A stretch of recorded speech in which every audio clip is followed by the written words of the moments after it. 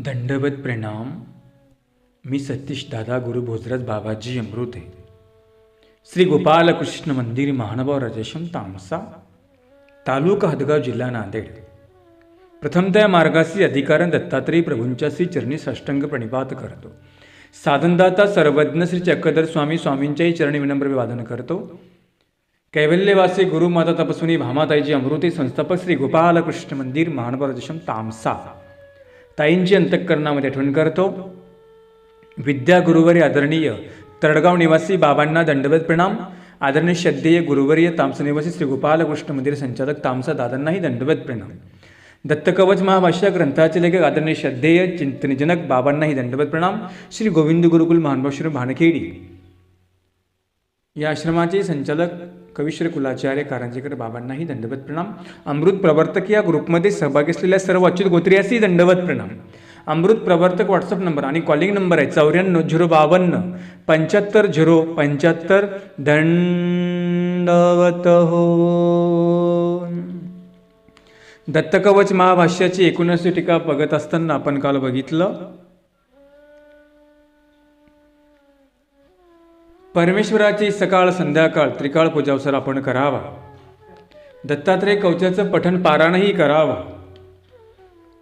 दिवसातून 3 वेळा तो जप त्यांनी करायला सांगितला.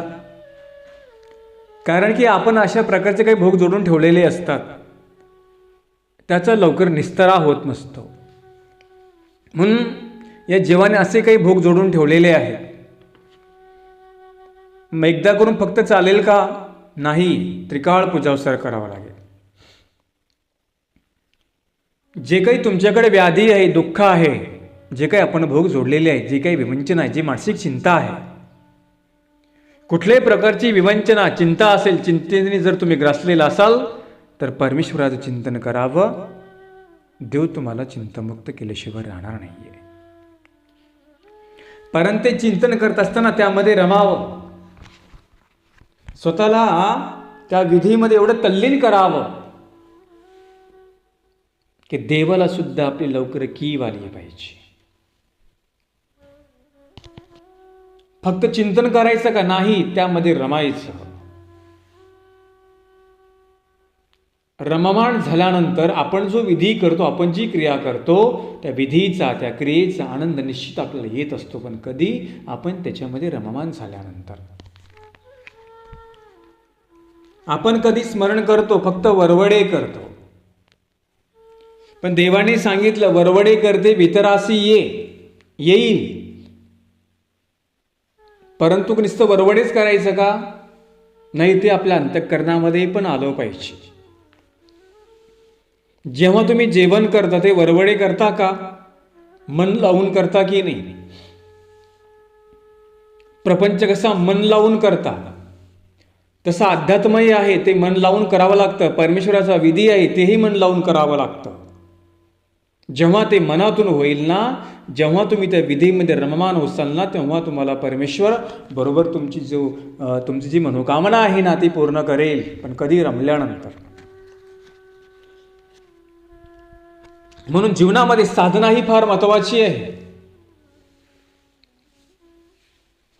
आराधना, साधना, नित्य साधना.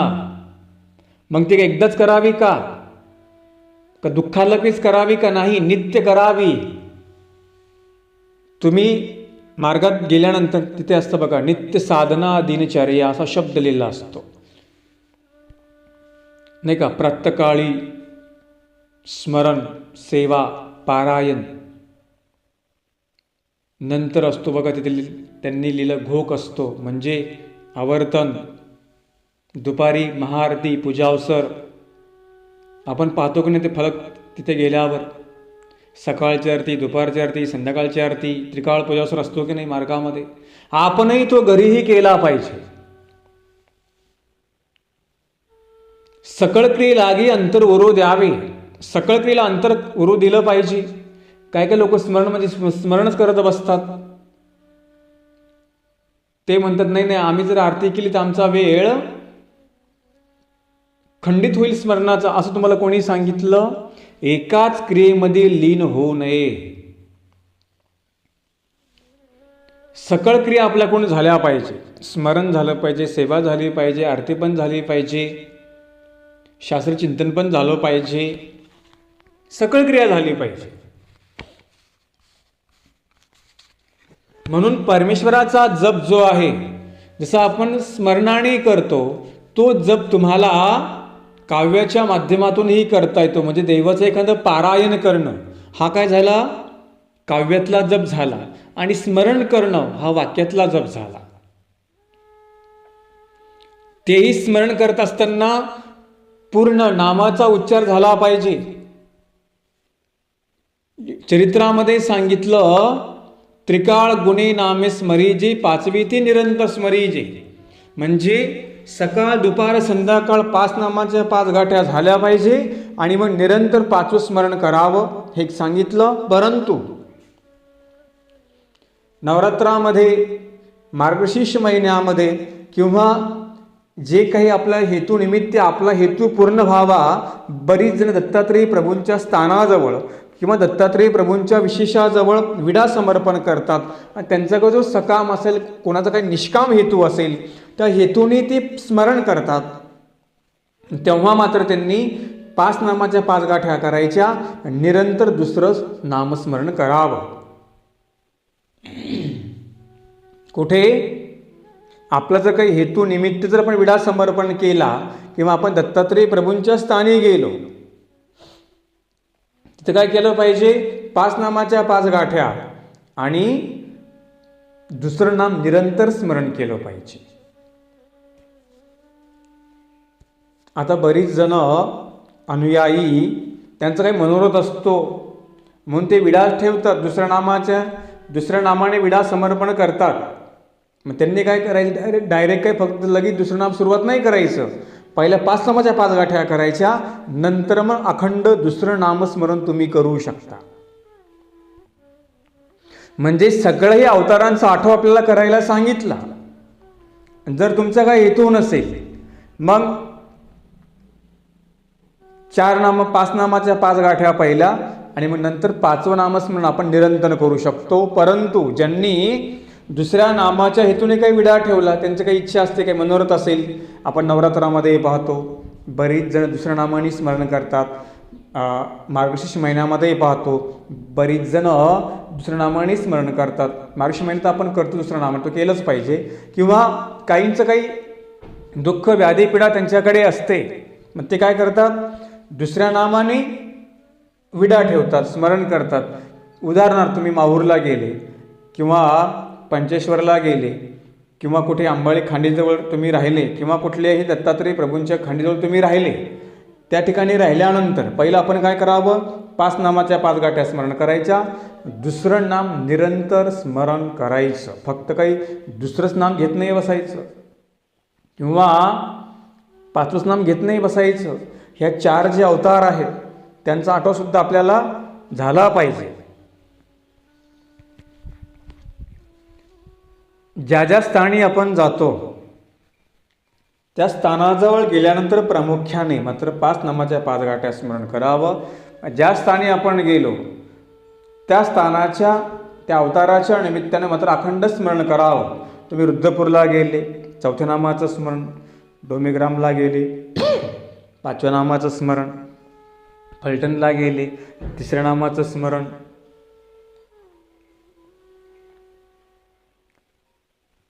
हे स्मरण आपल्याला करता आलं पाहिजे. आणि म्हणून जेव्हा आपण दुसऱ्या नामाच्या हेतूने विडा समर्पण करतो, ते करत असताना मात्र 5 नामाच्या 5 गाठ्या स्मरण करावं. दुसरं ते मग निरंतर दुसऱ्या नामाचं स्मरण करावं, हे लक्षामध्ये ठेवा. पुढे आपण विषय बघूया की आपल्या जीवनामध्ये जप साधना फार महत्त्वाची आहे. मग ती नामस्मरणाच्या माध्यमाने असेल किंवा ती परमेश्वराच्या स्तुतीच्या माध्यमाने असेल, ती फार महत्त्वपूर्ण असते. कोणी म्हटलं होतं ना, फक्त स्मरणच करावं, पठणही करावं. जो ग्रस्तन्यायी वर्ग आहे त्यांनी स्मरण करावं, पठण करावं, सकळ विधी करावे. तुम्हाला मी काल मुद्दा सांगितला की परमार्गामध्ये आपण पाहतो की नाही, पारायण केल्या जातं. फक्त स्मरण पारायण मार्गामध्ये करतात का? पारायणे केल्या जातं. सामुदायिक पण पारायण असतं, वैयक्तिक सुद्धा साधक आपापलं पारायण करतात.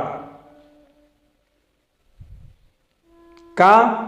ती सुद्धा एक देवाचं स्मरण आहे. ईश्वराची स्तुती ती कुठली अन्य स्तुती आहे का? त्यामध्ये देवांची लीळेचं वर्णन असतं, मूर्तीचं वर्णन असतं, देवाकडे गुणधर्म काय आहेत त्यामध्ये वर्णन असतं. संकष्ट वज्र पंजरू बघा तुम्ही पारायण करून, दत्तमहिम स्तोत्र बघा, आहे की नाही? देवाचं वर्णन त्याच्यामध्ये आहे. फक्त कोण कसा करतो तो प्रत्येकाचा वेगळा भाग आहे. ज्याला काही विवंचना, ज्याला काही संकट असेल तो संकट वज्र पंजरू करेल. काही जण मग संकट आपल्यावर येऊ नये म्हणून पारायण करतात, तो भाग वेगळा आहे.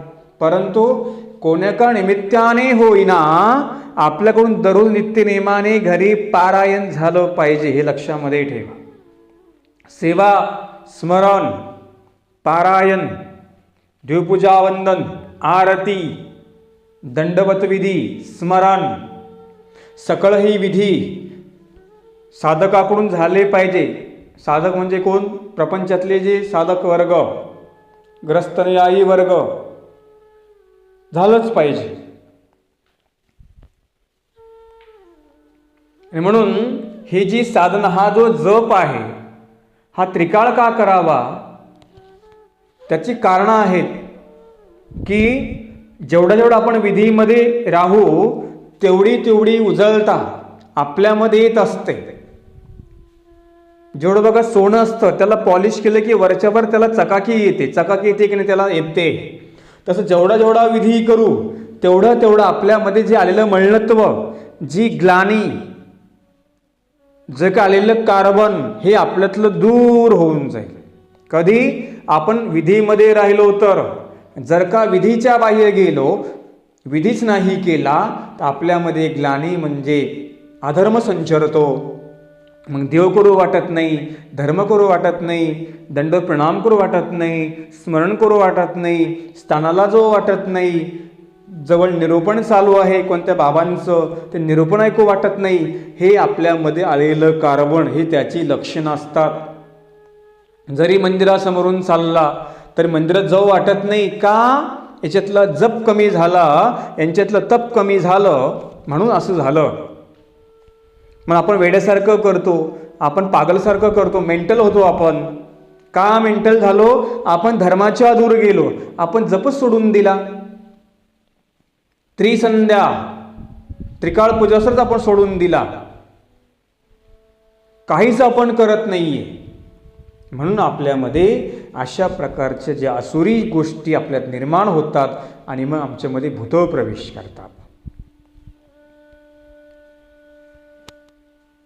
काही फार वेळ लागतो का? असा 15 मिनिटाचं काम आहे. सकाळी 15 मिनिट, 20 मिनिटं, दुपारी 20 मिनिटं, संध्याकाळी 20 मिनिटं, काय काम आहे? एवढं करू शकत नाही का आपण? प्रपंच आहेच की तुमचा, आम्ही कुठं नाही म्हणतो, पण तो प्रपंच करता तुम्हाला वेळ देता आला पाहिजे. काय सांगतं बाबा, वेळच भेटत नाही. सगळा वेळ प्रपंचाला देता, धर्मासाठी तुम्हाला वेळ भेटत नाही, निरूपण ऐकायला वेळ भेटत नाही, काही गाठी करायला तुम्हाला वेळ नाही भेटत. मग तुमच्या जीवनामध्ये येऊन फायदा काय? जे सांगतात ना वेळ भेटत त्यांना मी हितगुज करतो आहे.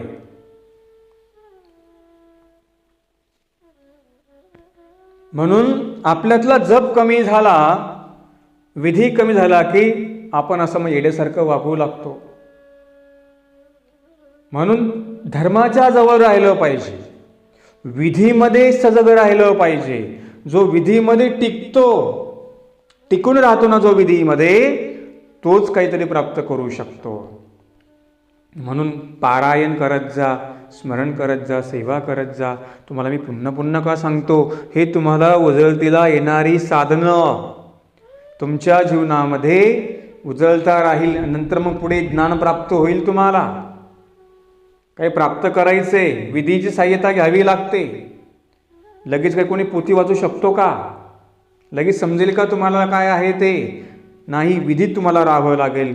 जेवढं तुम्ही विधी करसाल ना तेवढं ईश्वर तुम्हाला सहाय्य करतो. म्हणून त्रिकाळ तरी पूजावसर आपल्या घरी झाला पाहिजे आणि स्मरणही झालं पाहिजे. हे लक्षामध्ये ठेवा. जेवढं जेवढं स्मरण होईल तेवढं आपल्या लाभासाठी असतं, आपल्या भल्यासाठी असतं, आपल्या फायद्याचं आहे ते. लोकांचा फायदा आहे का तुम्ही स्मरण केलं तर? गुरुचा फायदा आहे का तुम्ही स्मरण केलं तर? तुमचाच फायदा आहे.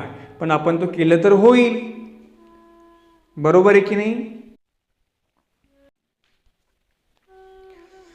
म्हणून नित्य नेमाने जप करत जा, पठण करत जा, हे श्लोकाच्या माध्यमातून सांगतायत.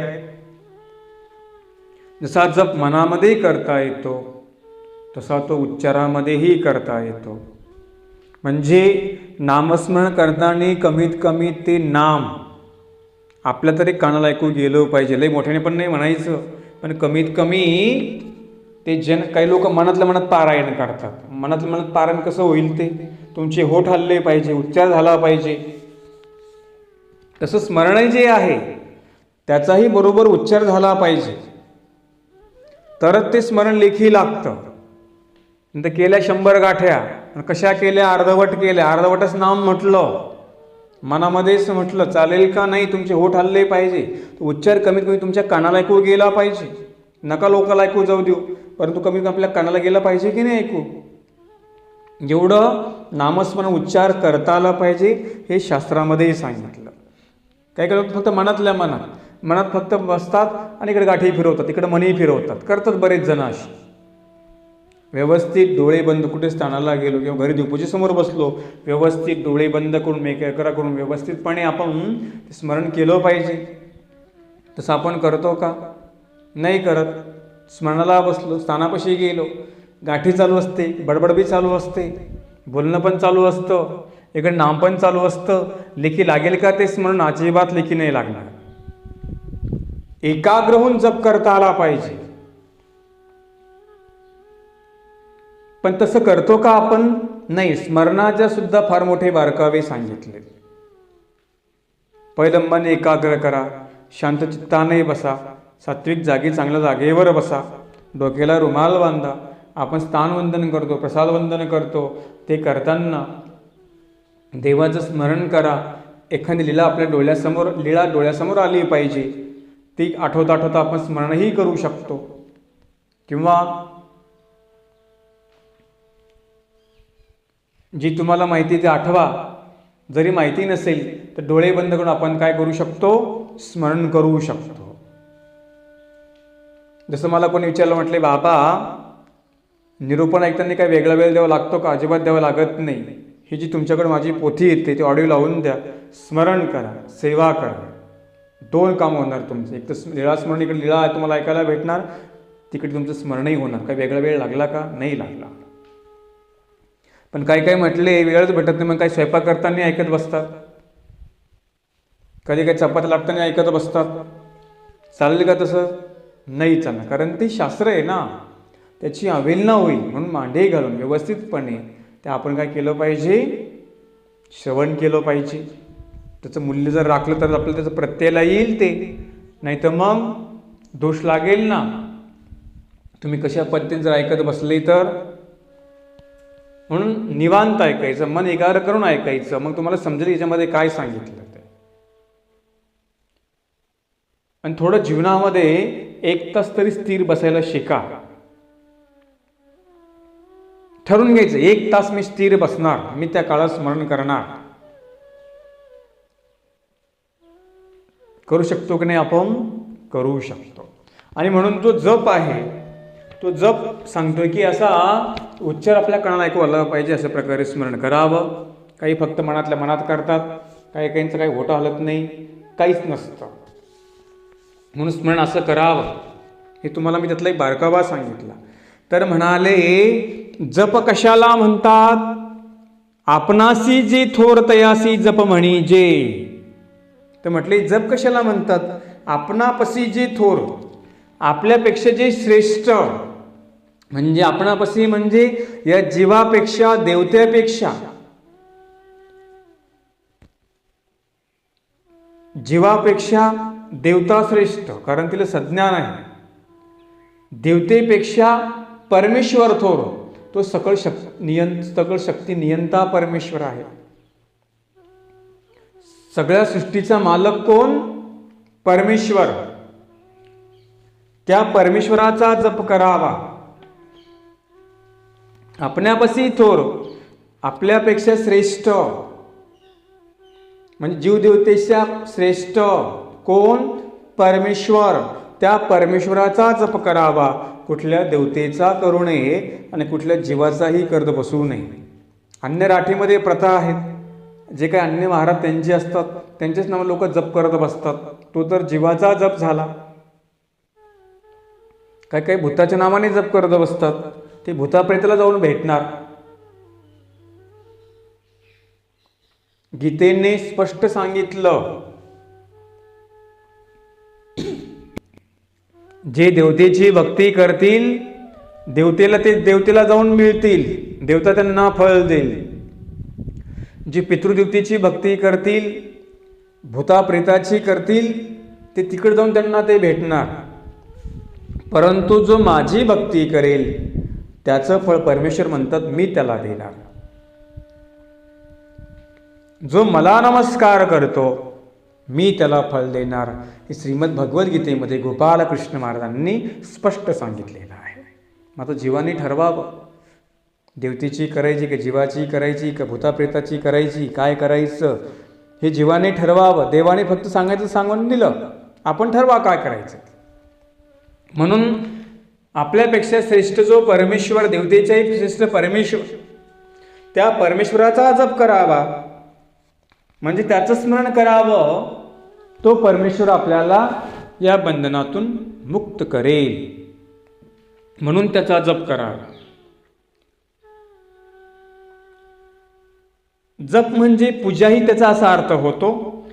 यज धातूपासून यज्ञ शब्द तयार झाला आहे, नाही का, यजन,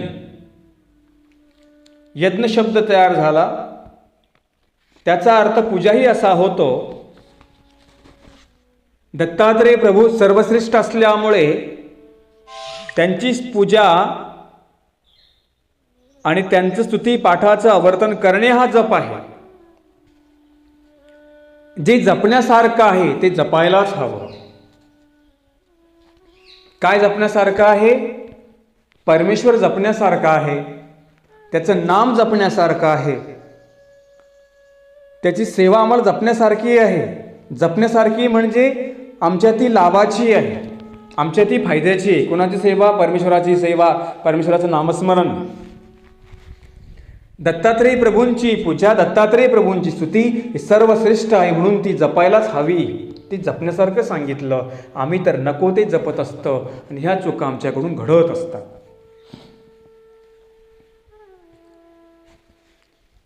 आपल्याकडून नको ते जपल्या जातं आणि हवं ते सुटून जातं. बरोबर आहे की नाही?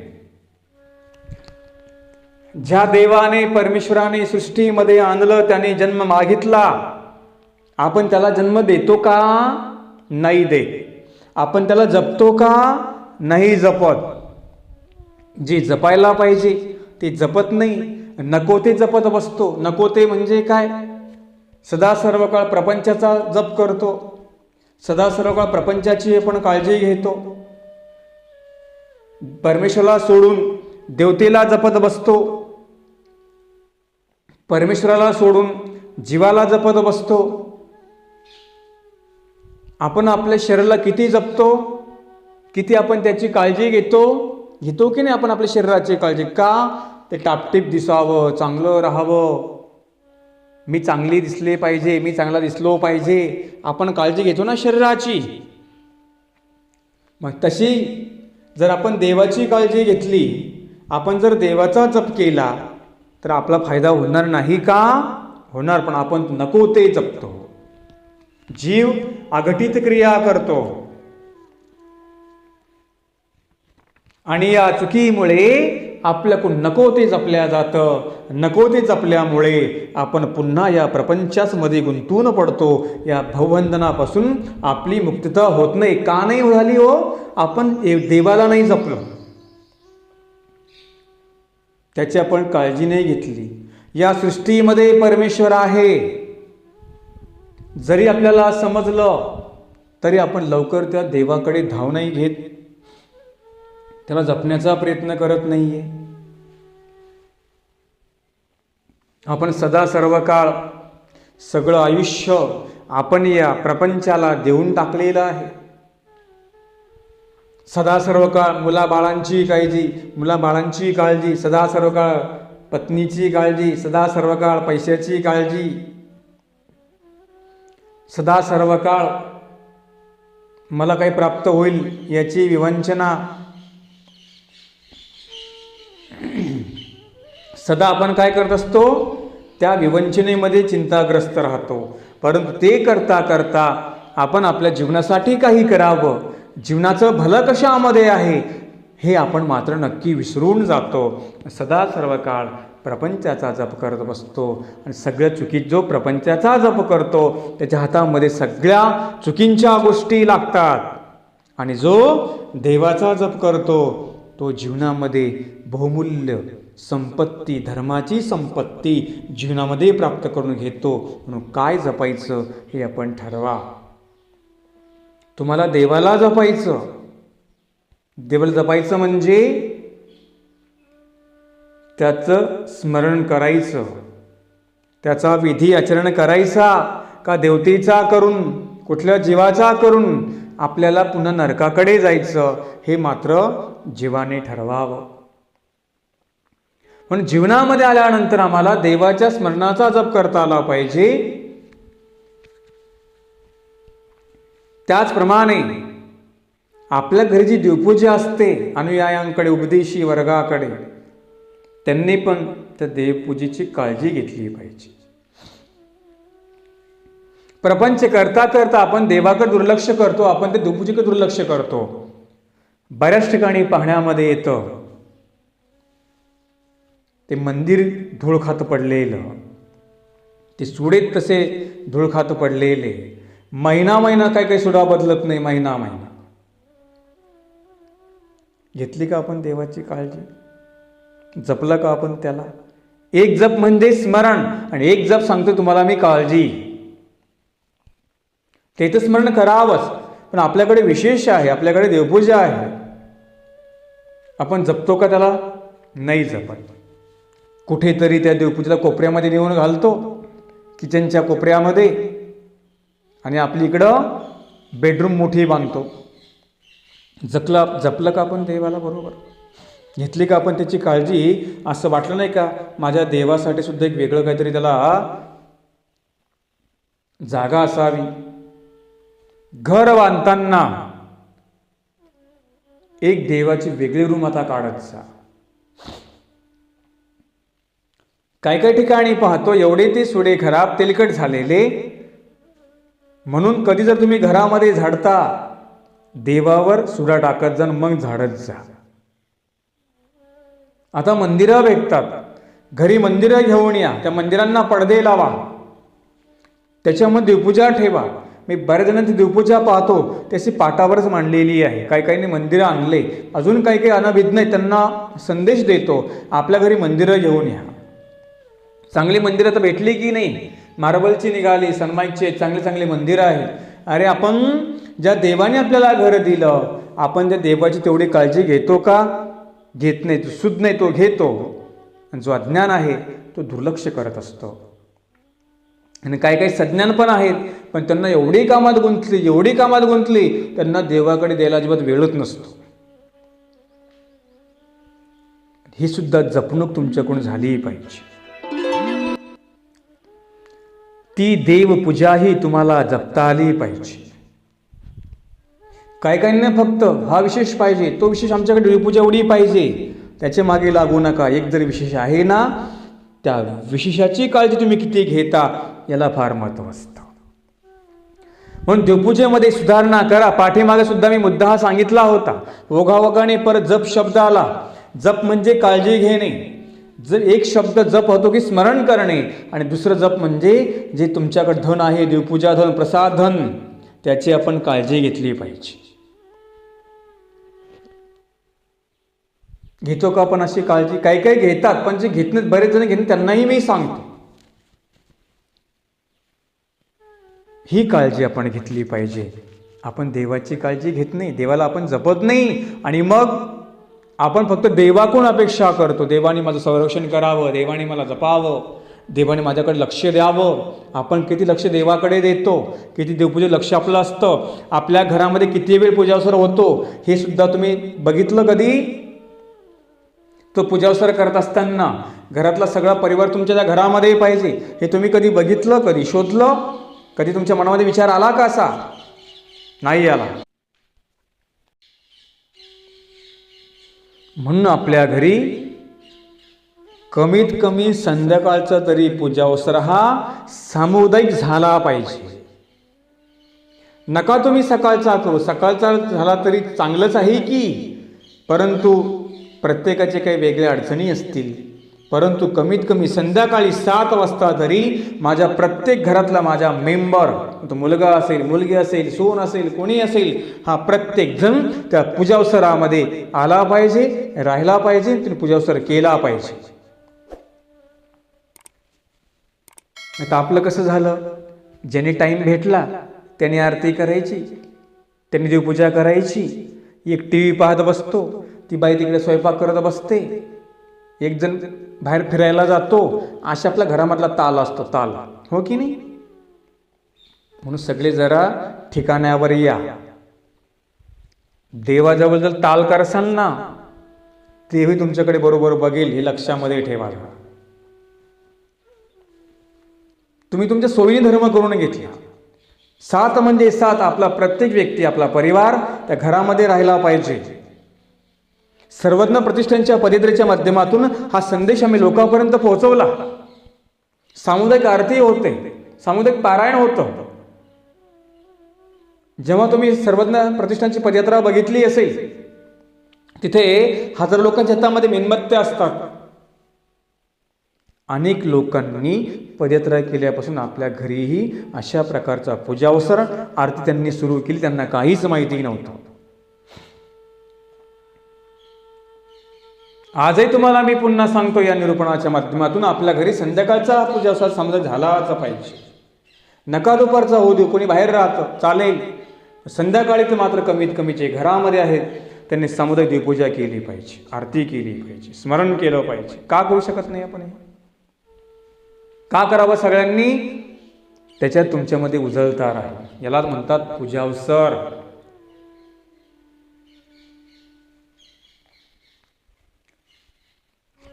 करतो का आपण? असं नाही करत. म्हणून मुद्दा मी तुम्हाला सांगू लागलो की आपले देवपूजेची काळजी घेत जा. तिथले जी उपकरणं असतात, ते दिवे, ते ताटं असतात, भांडी असतात, दिवा असतो, तो आठवड्यात आपण साफ केला पाहिजे. कपडे देवाला 8 दिवसाला बदलली पाहिजे. आपण देवाला निद्रा करतो, ती वस्त्र आपल्याकडे वेगळी पाहिजे. तुमच्याकडे विशेष आहेत, त्यांना खाली गाद्या घेऊन या. काय काय फक्त पाठ ठेवतात, त्याच्यावर सुरा टाकून त्याचे विशेष ठेवतात. खाली ती जागा निब्बर असते. तुम्ही झोपता का निब्बर जागेवर? तुम्हाला का झोपायला डनलपची गादी पाहिजे, नरम नरम झोपायला पाहिजे, पाहिजे ना तुम्हाला? देवाला नको का? आणा ते, ज्यांच्याकडे नसेल त्यांनी घेऊन या आणि ही काळजी घेत जा. ही जपणूक, त्या विशेषाची जपणूक करत जा. जवळ जर कुठे स्थान असेल तर स्थानाची जपणूक आपण करावी, तर संरक्षण आपण अनुयायाने करावं, हे आपलं कर्तव्य आहे.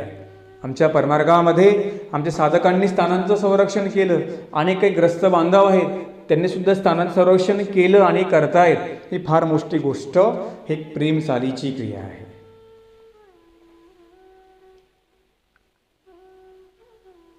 ही जपणूक फार महत्वाची आहे. अहो, आमच्या पूर्वजांनी स्थानांचे संरक्षण केली म्हणून आम्हाला स्थानवंदन करायला भेटले.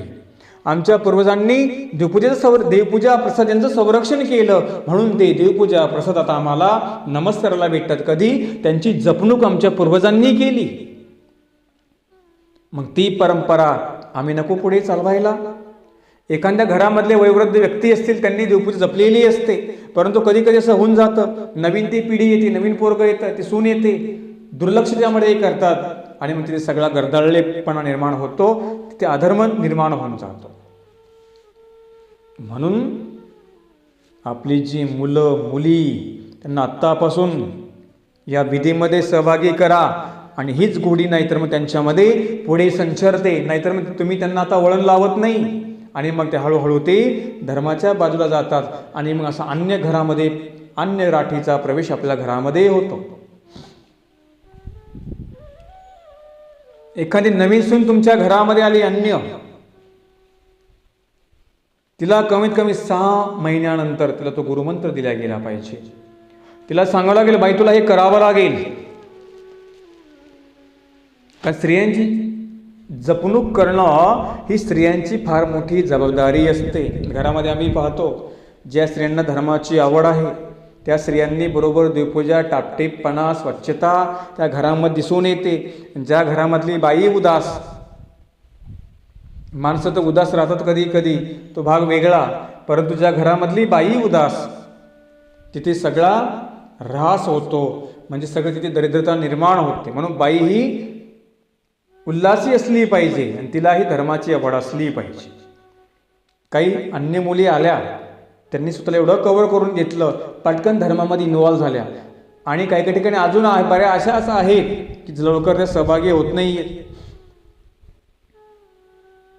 कुठे कुठे दिसतं की जे उपदेशांच्या मुली ज्या घरामध्ये आल्या पण त्यांच्याकडे एवढी आवडी दिसत नाहीये. का झालं असं? त्यांना पहिल्यापासून आवडी निर्माण त्यांच्यामध्ये केली नाही त्यांच्या आई बापांनी. हिला करू वाटलं की मी प्रयत्न करावा, मी ते केलं पाहिजे म्हणून. दोन्ही कोण मी सांगतो.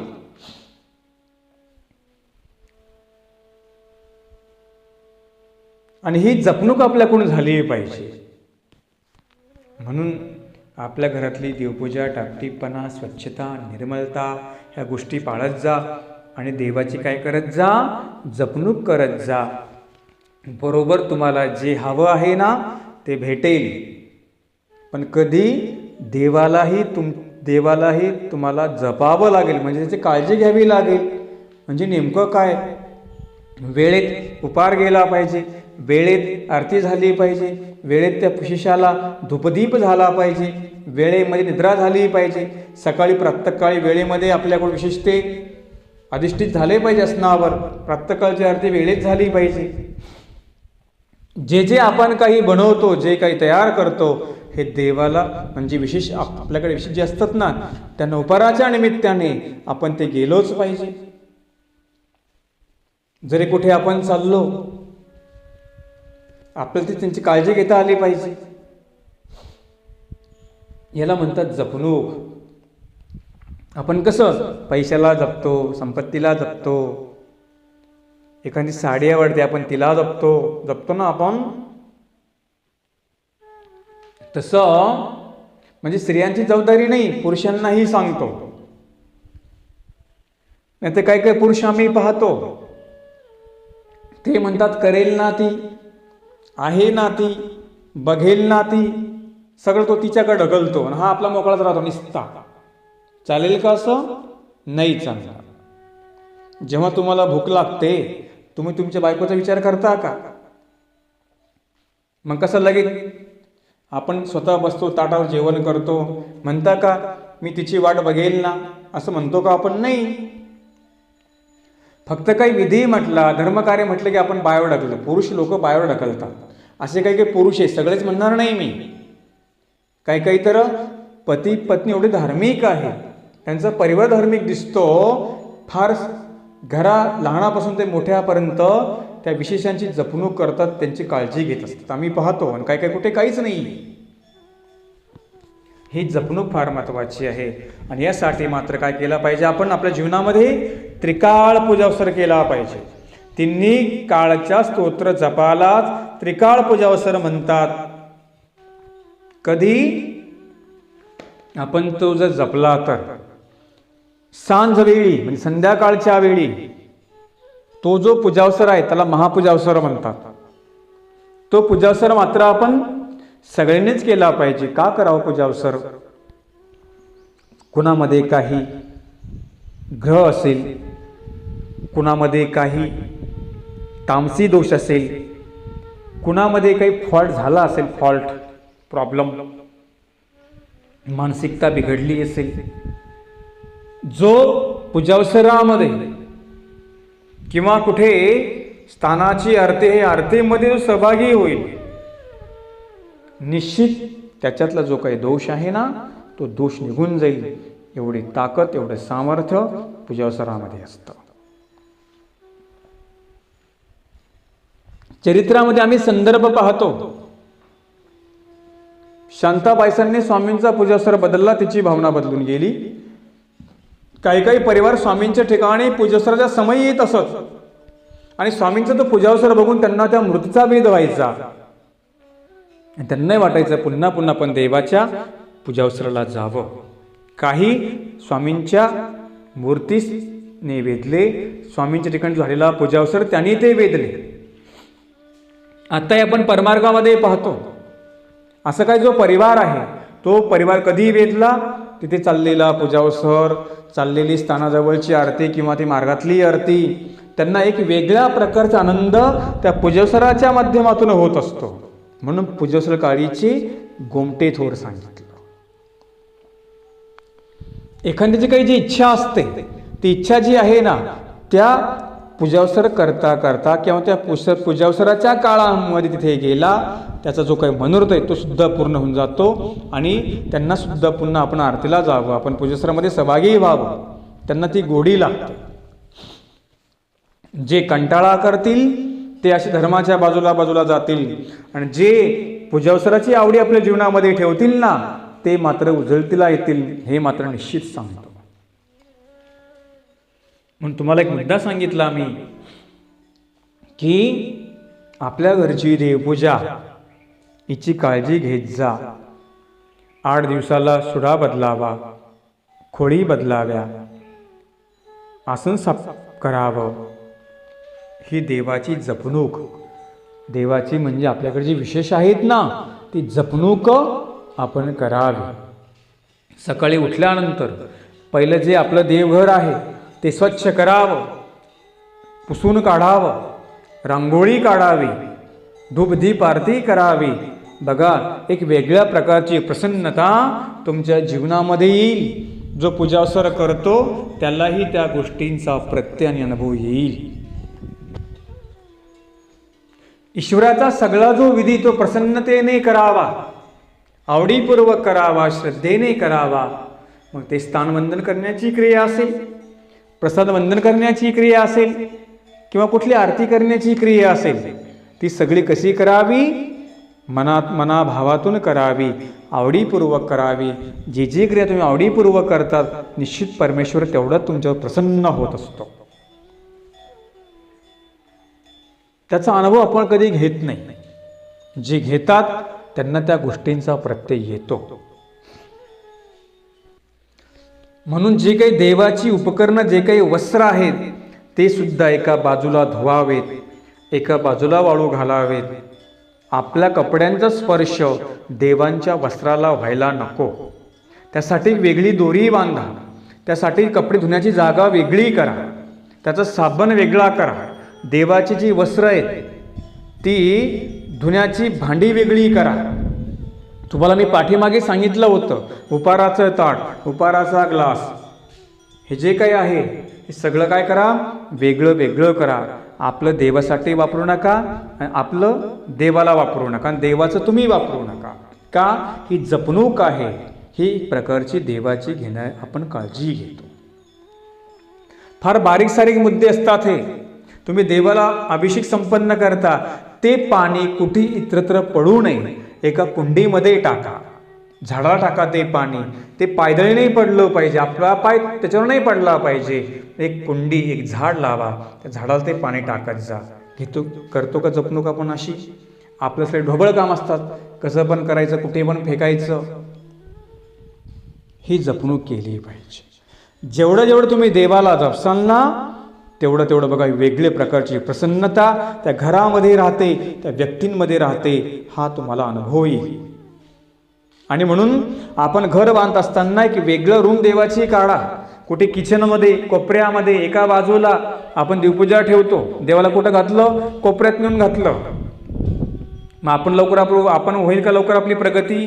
जर आपण विशेषाला त्या कोपऱ्यामध्ये ठेवलं, आपली प्रगती होईल का? आपण पण जाऊ ना कोपऱ्यामध्ये, मग होईल का आपली प्रगती? नाही होणार. दर्शनी भाग पाहिजे.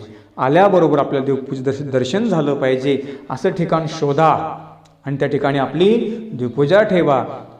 देवपूजा काही कोपऱ्यात ठेवायची वस्तू आहे का? आपण जपलं का त्याला? नाही. काही लोकांनी आता अलीकडे फार फॅड काढलं, किचनमध्ये देवपूजा. काहींना दुसरीकडे जागाच नाही बांधायला. स्टोररूम मोठे केले, बैठका मोठ्या केल्या, बेडरूम मोठे केले आणि देवाला कुठे ठेवलं? एका कोपऱ्यामध्ये ठेवलं. होईल आपली प्रगती? बरेच घरं बांधतायत नवीन नवीन. बरेच घरं मोठी आहेत. त्यांनाही सांगतो देवपूजेत सन्मुख असली पाहिजे आणि ही जपणूक फार महत्त्वाची आहे. आपल्याला सगळ्यांना ते बसता यावं, पूजावसर करता यावा अशी काही जागा शोधा. काही देवपूजा बेडरूममध्ये असते, काहींच्या किचनमध्ये असते. सगळा आपला असा वेगळा ताल असतो आणि आता तरी सुज्ञ भाग हे जे तुम्हाला मी सांगतोय ते परिवर्तन करून घ्या आणि त्याची वेगळी जागा आपल्या घरात तयार करा. फक्त ते म्हणजे तिथे फक्त देवपूजा चालली पाहिजे, पूजावसर त्या जागी चालला पाहिजे असं ठिकाण तयार करा आणि पूजावसर करत जा. हे महात्म्य तुम्हाला मी सांगितलं. त्रिकाळ पूजावसर झाला पाहिजे. त्याने काय फायदे तुम्ही आपण बघितलं. अजून फायदे काय अवसराचे होतात आपण उद्याच्या निरूपणामध्ये बघूया. दंडवत प्रणाम.